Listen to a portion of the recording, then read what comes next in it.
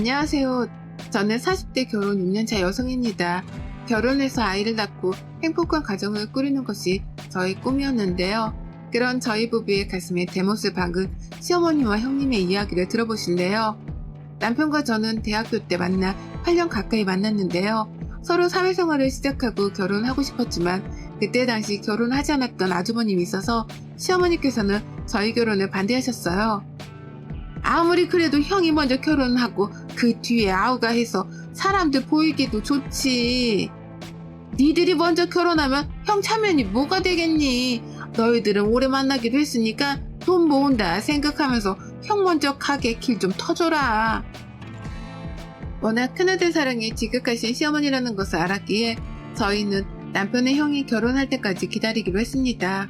하지만 갑작스럽게 시할머님의 병세가 악화되면서 상황이 달라지게 되었죠. 아직도 여전히 만나는 여자도 없는 큰 손주의 결혼을 기다리기보다는 결혼을 약속한 사람이 있는 작은 손주의 결혼이라도 보고 싶다는 할머님의 요청에 시어머님은 어쩔 수 없이 저희를 먼저 결혼시킬 수밖에 없었죠. 그와 아주버님이 결혼할 때까지 한 번씩 제게 하셨던 말들은 모두 칼이 되어 저의 가슴을 베곤 했습니다. 특히 아주버님이 승진이 안 되기라도 하면 회사에서 능력을 인정받은 남편을 향해 혀를 차곤 했는데요. 그러면서 시어머니는 늘 같은 소리 반복하시곤 했습니다. 자고로 집안이 대대손손 잘 되려면 장남이 잘 되어야지 차남이 잘 되어봤자 아무짝에 쓸모가 없다면서요. 그런 시어머니의 이야기를 듣고 있으면 저나 남편은 마치 죄인이 된 것 같은 기분이 들곤 했죠. 남들은 둘째 아들이 잘 나가서 좋겠다 하는데 그런 속 없는 말이 어딨냐. 애미야 안 그러냐? 누가 뭐래도 우리 집 기둥은 큰아들 아니냐 말이다. 그때 할머님만 건강했어도 니들이 먼저 결혼을 안 했을 텐데 말이다. 그러면 지금까지 혼자 저러고 있진 않았을 거란 말이지. 시아버지께서는 시어머니가 이렇게 큰아들 사랑이 대단한 건 역시 돌아가신 시할머니의 영향이 있다고 했습니다. 첫째 아들이었던 시아버지께서는 시할머니의 사랑을 정말 듬뿍 받고 살았다고 하셨습니다. 그리고 시부모님 결혼했을 때 역시 시할머니께서는 다른 자식들과 다르게 더욱 시부모님을 챙기고 아껴주셨다고 했습니다.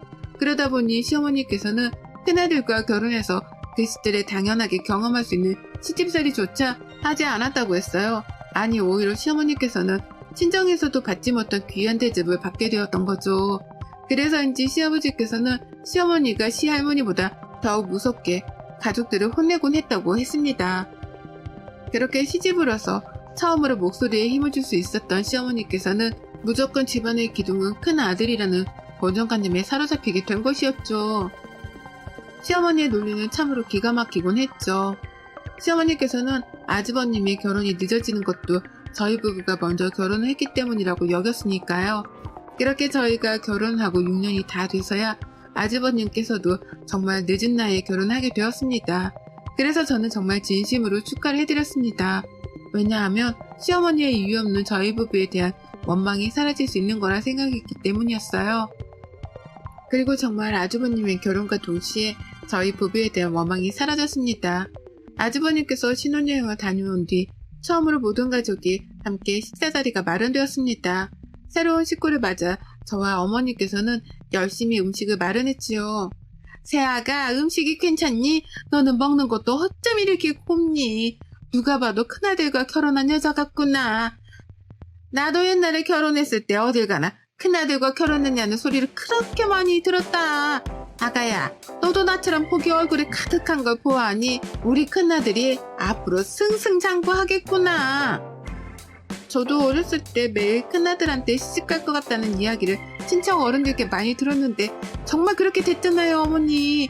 동수가 왜 이렇게 빨리 결혼했나 했더니 어머님이 이렇게 좋으시니까 얼른 시집 오고 싶었나 봐요. 시어머니께서는 그 말을 듣자마자 저를 보시고는 뭐가 그렇게 급해서 이렇게 빨리 결혼했는지 모르겠다고 또 말씀하셨습니다.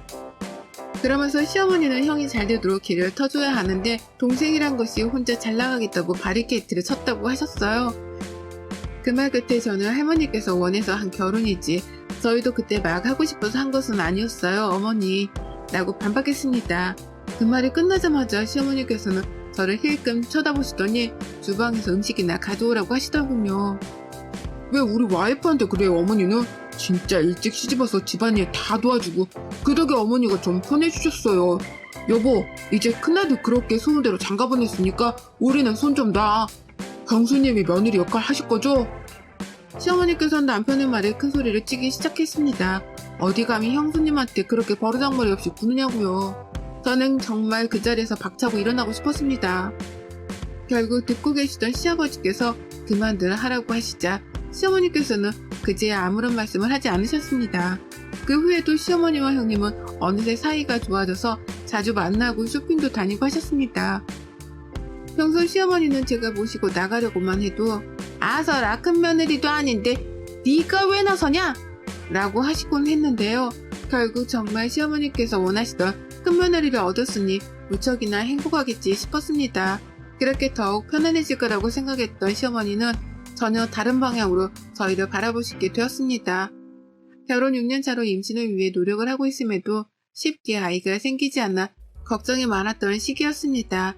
그리고 그런 저희 부부의 고민은 양가 부모님 모두 알고 계셨죠. 둘째야, 너 이번에 그 뭐냐? 인공 시험가? 뭐 그거 한다고 하지 않았니? 네, 맞아요, 어머님. 그런데 이번에는 하지 않으려고요. 그래, 잘 생각했다. 그게 그렇게 여자 몸을 아프게 한다더구나. 그렇게까지 해서 애를 낳았겠니? 네 몸 상하잖니? 그래, 안 한다니 다행이구나. 나는 지난번에 네가 한다고 해서 어떻게 하나 싶어 전화를 했는데 안 하는구나. 알겠다. 저는 평소 저희 부부에게 이세 계획에 대해 물어보지 않으셨던 시어머니께 갑자기 인공수정에 대하여 물어보시는 것이 의아했습니다. 그러나 정말 제가 걱정이 되어 물어봤다는 생각에 감사하기까지 했지요. 시어머니께서 정말 왜 물어보셨는지 그 진심을 알기 전까지는 말이죠. 하루는 아주버님과 우리 부부 그리고 시부모님과 함께 식사를 하는 자리였습니다. 그 자리에서 아주버님의 나이가 있는 만큼 형님이 인공수정을 준비하고 있다는 소리를 들었습니다. 그 소리를 듣자마자 저는 형님한테 이야기를 했죠. 형님, 어머니께서 그거 안 좋다고 꼭 그렇게까지 해서 아이를 낳아야겠냐고 하시더라고요. 저도 사실 6년째인데 아이가 안 생겨서 고민하고 있다가 어머님께서 제 몸 생각하라고 말씀을 해주시더라고요. 형님도 아직 젊으신데 바로 인공수정 준비하지 말고 좀 더 기다려보면 어떠세요? 동서랑 내가 같아? 나는 큰아들 며느리잖아. 어머니께서 나한테 아이 잘생기게 해주는 한약이며 음식이며 인공수정 병원까지 직접 알아보고 알려주셨어. 돈도 보내시고. 동서는 결혼 6년 차인데 아직도 어머님은 잘 몰라? 나보다 나이도 많은데 말이야. 형님의 말에 어이가 없더군요.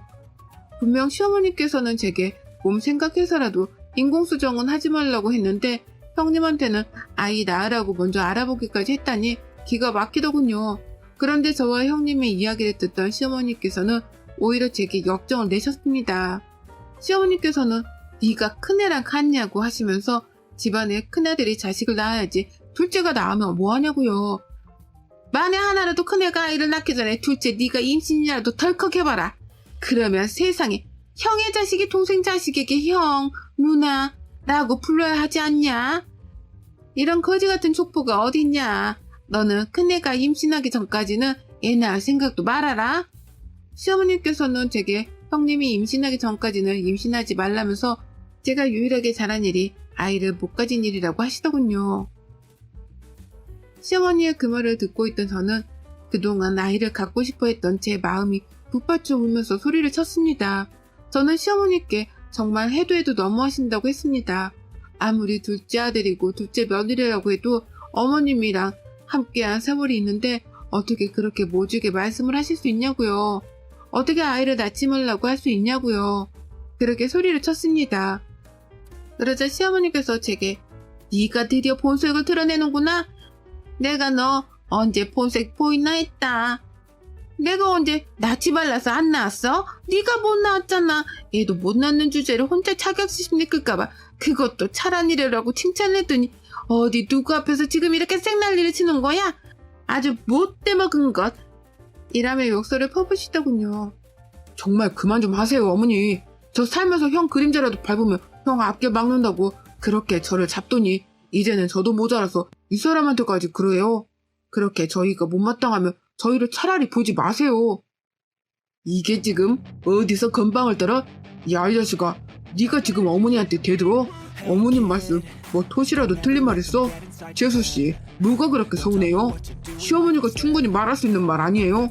재수씨가 아이를 못 낳은 것을 왜 어머니 탓을 해요? 그리고 언제 어머니가 낳지 말라고 했어요? 우리가 먼저 낳고 그 다음에 낳으라고 한 걸 가지고 이 난리를 치고 가족 모임 자리를 시장통으로 만들고 말이야. 재수씨 그렇게 안 봤는데 다시 봤어요? 아주버님 말씀에 저는 정말 화가 나더군요. 그래서 저는 아주버님께 말했습니다. 시어머니께서 제게 전화를 해서 인공수정 하지 말라고 했다고요. 그러면 첫째 아들보다 먼저 아이를 가질까봐 그런 것을 마치 제 걱정하느라 그런 것처럼 말했다고요. 그래서 너무 억울하고 분하다고요. 그러면서 저는 시어머니께 말씀드렸습니다. 저도 아이까지 준비할 거라고요. 그렇게 말씀드리고 저와 남편은 그 식사 자리를 박차고 나왔습니다. 그 일이 있은도 사실 마음이 편치 않았습니다. 아무리 그래도 모든 가족이 있는 앞에서 울고 소리를 지른 것이 역 마음에 걸렸죠. 더군다나 남편도 시어머니와 아주버님과 다투기도 했고요. 그래서 남편과 상의한 뒤에 시댁에 가기로 결정을 했습니다. 그리고 저는 시어머니께 전화를 걸었습니다. 저는 이번 주 주말에 시댁에 남편과 함께 가겠다고 하니 시어머니께서는 올 필요가 없다고 하시더군요. 그날 그렇게 생난리를 찍고 지영이 얼마나 무서운지 어미가 얼마나 무서운지도 모르는 자식 꼴도 보기 싫다고 하셨습니다. 그리고는 제게 시어머니께서는 네가 그렇게 대드는 모습을 형님이 봤으니 큰애가 나를 얼마나 무시하고 불쌍하게 여기겠냐고 네가 한번 말해보라고 소리를 질렀습니다. 그리고 시어머니께서는 저와 남편을 향해 효도를 살아생전 단 한 번이라도 하면 소원이 없겠다고 했습니다. 시어머니의 말 끝에 아직은 찾아뵐 때가 아니라고 판단한 저는 일단 알겠다고 했습니다. 그러자 시어머니께서는 네가 지금 이야기를 해봐라. 너 얘를 낳을 거냐? 기어이 우리 집안 족보를 쓰레기로 만들 거냐? 내가 얘를 낳지 말라고 했냐? 네 형님이 먼저 갖고 그 다음에 낳으란 말이 그렇게 섭섭했냐? 라고 물으시더군요. 결국 시어머니께서는 제 입에서 형님이 아이를 낳기 전에 임신하지 않겠다는 말이 듣고 싶었던 것이었습니다. 그렇지만 저는 저희 아이를 포기할 수 없었습니다. 그래서 저는 하늘이 선물로 준다면 저는 감사히 키워볼 거라고 했죠. 그러자 시어머니께서는 제게 끝까지 네가 잘났구나 알겠다 라고 하시고 끊으셨습니다. 그 얼마 지나지 않아 다행히도 형님의 임신 소식이 들려왔습니다. 사실 저희 부부도 모든 식구들이 원하는 방향대로 형님이 빨리 임신하길 대신 바라기도 했습니다. 왜냐하면 저희 부부가 먼저 임신하게 되면 저희 아이에게도 저희가 듣던 원망이 쏟아질 것 같았기 때문이었죠. 그랬던 차에 형님의 임신 소식이 들리니 여간 반갑지 않을 수가 없었습니다. 그리고 얼마 후 저희에게도 그렇게나 바라던 아이가 선물처럼 와주었습니다. 저희 부부는 시부모님이 무척이나 좋아하실 거라고 생각하고 찾아갔습니다. 그러나 시어머니께서는 모두 같은 손주가 아니었습니다. 임신이라니? 세상. 그러면 첫째랑 얼마나 차이가 나냐? 가만 보자 카테네어 태어나는 거냐? 너희는 생각이 있니? 아니 어떻게 벌써 그렇게 임신을 해? 니들은 핀도 안 하니? 어머니 무슨 말씀이세요? 저희 분명 임신 준비한다고 말씀드렸잖아요. 그런데 지금 피임이라뇨. 시어머니께서는 저와 남편에게 조카가 생겼으면 조카를 이뻐하고 사랑해줄 생각을 해야지 어떻게 그런 생각조차 하지 않고 덜컥 임신부터 냅다 할 생각을 하냐고 역정을 내셨습니다. 시어머니의 그 말에 저는 더 이상 듣고 있을 수가 없었습니다. 그래서 저는 시어머니께 아무리 그러셔도 어머니 손주가 뱃속에 있는데 그렇게 말씀하시면 안 되시지 않냐고 했습니다. 그러자 시어머니께서는 제게 내가 언제 둘째나 손주 원했냐? 니들이 싸질러 놓고 왜 나한테 난리를 피우냐? 축하라도 해줘야 하냐? 라고 하시더군요. 정말 남편과 아주버님 둘 다 시어머니께서 낳은 자식이 많은지 의심스러울 정도였습니다. 시어머니의 날카로운 말들에 남편은 할 말을 잃었고 더 이상 이 자리에 있을 필요가 없다고 했습니다. 그렇게 저희 부부는 축하가 아닌 비난만을 받아야 했습니다. 그 일이 있은 후 저희는 오로지 저희 가족만을 생각하기로 다짐했습니다. 무슨 일이 있어도 우리 가족만 행복하면 된다고 생각을 다잡았어요. 하지만 시어머니와 아주버님 그리고 형님은 그런 저희의 생각조차 모조리 부서뜨렸습니다. 시어머니와 아주버님 그리고 형님이 저희 집에 찾아왔어요. 그리고 차마 입에도 담기 끔찍한 이야기들을 너무나 당연하게 쏟아냈습니다. 내가 그때 그러고 니들이 돌아간 뒤 많이 생각해봤다. 그래, 니들도 결혼한 지 6년이 지났으니 얼마나 아이가 갖고 싶었겠냐. 내가 그 마음을 몰라줬다. 미안하다. 시어머니는 처음으로 저희에게 사과를 하시기에 그 말 한마디에 저희 부부는 그동안의 서름이 쏟아져 눈물을 흘렸습니다. 그러나 그 말의 진실이 무엇인지 알게 되기까지 오래 걸리지 않았습니다. 내가 그래서 계속 고민을 했는데 둘째 너희는 6년 동안 이렇게 둘이서 깨먹고 살았는데 포기가 필요하냐? 형이야 결혼하자마자 아이를 가졌으니 상관없다만 니들은 힘들지 않겠냐? 그래야 너는 일도 바쁘고 그러면 재수씨 혼자 독방 육아인데 재수씨 감당할 수 있겠어요? 사실 애 키우는데 돈이 엄청 들잖아. 그런데 한 집안에 그것도 동시에 같은 애 둘씩이나 낳는다는 것이 잘 생각해봐. 무슨 말이 하고 싶은 건데요, 어머니? 시어머니는 저와 남편의 눈치를 보더니 이내 듣고도 믿을 수 없는 말씀을 하셨습니다. 시어머니는 저와 남편에게 아이를 포기하는 것이 좋겠다는 말을 했습니다. 그런 말을 한 것 자체가 기가 막힌데 그 이유는 더욱 기가 막혔죠. 시어머니는 앞으로 아주버님 아이들이 커가는데 온 집안이 신경을 써야 한다고 하셨습니다. 그러면서 그러자니 저희 아이에게 돌아갈 돈들까지 모두 아주버님네 아이에게 쏟아진다면 더욱 좋지 않겠냐는 것이었어요. 그러면서 제게 시어머니는 둘째야, 둘째 좋다는 것이 이런 거다. 무자식이 상팔자란 소리 들어봤지? 너는 진짜 시집 차렸다. 어느 시애미가 애를 낳지 말라고 하겠니? 너희 둘이 놀러 다니고 여행 다니고 하면서 니들끼리 살아라. 그리고 매달 조금씩 조카 키우는데 보태면 얼마나 좋겠니? 그러면 우리 집안에 판사, 검사 다 나오지 않겠냐? 네 형님이 워낙 똑똑하고 형은 말할 것도 없잖냐. 니들이 조카한테 지원을 팍팍 해줘라. 라는데 그 말을 들은 우리 아가가 듣고 있다고 생각이 들으니 손이 떨렸습니다. 어머니, 해도 너무하시네요. 어떻게 그렇게 말씀을 하세요? 얘를 포기하라뇨. 어떻게 온 아이인데 저희가 얼마나 바란 아이인데 포기를 하고 조카한테 지원을 하라고 하세요? 그것도 아직 태어나지 않은 아이인데. 동서, 아직 태어나지 않은 아이라니? 뱃속에 있는 우리 아가가 다 듣겠다. 말이 너무 심하네. 요즘 같은 세상에 집안에 아이가 많아봤자 서로 힘들어. 그럴 바에야 한쪽으로 쫙 밀어주는 게 좋지. 어머님이랑 나랑 아주버님이 다 깊이 고민하고 결정한 건데 왜 이렇게 난리야? 그러면 형수가 이를 포기하세요. 남편의 이 한마디에 시어머니께서는 남편의 뺨을 때렸습니다. 시어머니는 어디 감히 귀한 손주를 포기하라고 하냐고 욕설을 퍼부었죠. 저와 남편은 더 이상 참을 수가 없었습니다. 남편은 시어머니와 아주버님께 다시는 만나지 않겠다고 했습니다. 그동안 남편이 시댁에 도움을 주었던 모든 금전적 부분들을 끊겠다고까지 했습니다. 그러자 시어머니께서 남편에게 그깟 돈 좀 준다고 유세 떤다고 하더군요. 그 말에 저 역시 가만히 있을 수 없었습니다. 그리고 시어머니께 말했어요. 저는 이제 더 이상 어머님 며느리 아니라고요. 저는 이제 남편의 부인으로 아이 엄마로만 살겠다고요. 어머님의 며느리를 그만하겠다고 했습니다. 제 말에 시어머니는 집에 있는 물건을 던지려고 하셨고 남편이 막아섰습니다. 그리고 시아버지께 전화를 드렸죠. 모든 사실을 알게 된 시아버지께서는 아주버님에게 정신 빠진 녀석이라고 하시고는 저와 남편에게 너희들끼리 행복하게 살라고 하셨습니다. 시아버지께서는 그동안 너무 고생했다며 막아주지 못해 미안하다고 하셨어요. 그러면서 이제부터는 그 누구도 우리 부부에게 연락하지 못하게 하겠다고 하셨습니다. 다시는 우리를 괴롭히지 말라며 한 번이라도 연락할 날에는 큰아들도 다시는 보지 않겠다고 하셨죠. 시아버지의 단호함에 그날 시어머니와 아주버님네는 더 이상 저희 부부에게 뭐라고 하지 못했습니다. 나중에 저희를 찾아오신 시아버지께서는 눈물을 흘리셨습니다. 내가 너희 시어머니를 이렇게 만든 것인지도 모르겠다. 내가 너희 형을 이렇게 만든지도 모르겠다. 그래서 내가 그냥 모른 척 했다, 비겁하게. 그런데 이제는 내가 너희 지켜주마.